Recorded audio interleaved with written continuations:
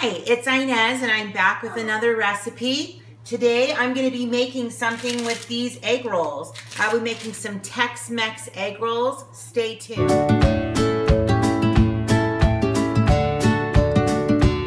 I'm part of a cooking group where monthly we meet together and exchange freezer meals. And so I thought this would be an awesome recipe to do. It's a fun favorite one that we usually take to parties. But it is the Southwest egg rolls. And so I'm going to be quadrupling the recipe because there are 8 families that we need to cook for. So in my crock pot right now, I have 5 pounds of chicken breast that will cook for on low. I have to run a few errands this morning. And by this afternoon, I'll show you what I'll do with it. So my chicken's done. It took about 5 hours. We ran some errands, did some classes, and we came back and it's done. So I've started shredding it. Now remember, I have 5 pounds here because I'm quadrupling the recipe. You'll just need probably like a few chicken breasts. So I'm shredding it into this big pan. I'm going to be adding corn. There's 4 blocks of cream cheese here, and you'll only need 1. And I use my own taco seasoning in which I make. This is something I could also show everybody if you're interested. So I'm just gonna kind of mix this in, kind of get the seasonings more mixed through before I add it into the big pan, in which I will then add about 4 cups of Monterey Jack cheese. And then I'll show you what I do when I'm done with that. Here's the mix all put together. When I do mine, I know my recipe at the end of the video will say 1 tablespoon of taco seasoning, but I like to do 2. So it depends on how you would like it. You like it a little more spicier, a little more flavor, go ahead and try 2.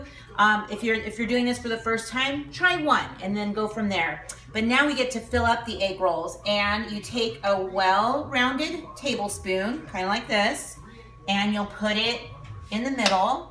You're gonna get your fingers wet and go around the edges because that's what's gonna seal it. Kind of move that chicken mixture, spread it out, just fold it like an envelope, and then you'll put it on here. Now my baking sheet is sprayed with some cooking spray. I'm just gonna put as many as I can. I believe there's like 24 wrappers in a package.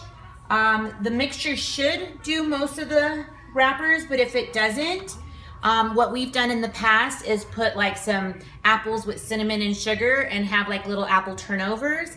So there were 20 wrappers in the package. I thought there were 24, that's okay. Now remember, inside my recipe I put corn, but if you wanted to sneak other vegetables in there for your kids, this would be a good way to do it since those taco seasonings are pretty strong, so they can cover up a lot of vegetables. But what I do to get it ready to go into the oven is give it a light spray, put it in the oven for 400 degrees for about 10 minutes or so. I do like them a little bit crispier, kind of like the pumpkin muffins I made, and they will be super yummy. So here are the egg rolls that are coming out of the oven. I have a couple batches here.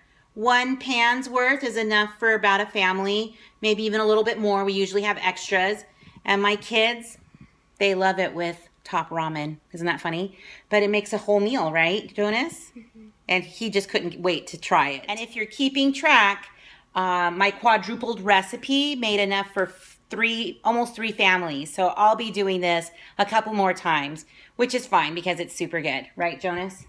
Go ahead and you can show everybody how much you love them. You like it? Thanks for joining me today on making egg rolls. I hope you enjoy the recipe. Let me know if you make them.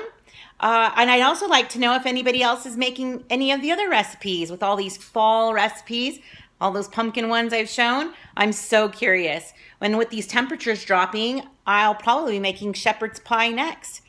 I'll be rolling out that recipe soon. Have a good day.